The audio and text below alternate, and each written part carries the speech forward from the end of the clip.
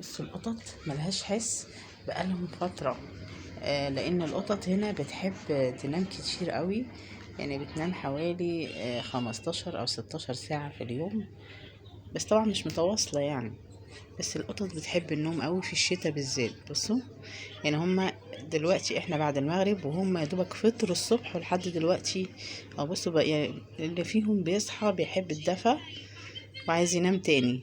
بصوا، علشان القطط بتحب الدفا قوي والنوم في الشتاء.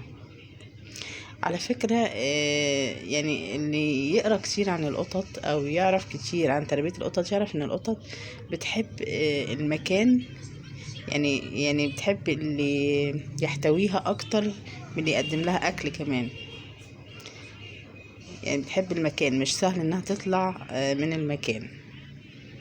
بس طبعا في قطط بتحب تطلع بقى عشان تتجوز ترجع تاني، فده خطر يعني وغلط على اصحاب البيت نفسهم، لان ما نعرفش هتطلع ممكن تجيب امراض وجراثيم.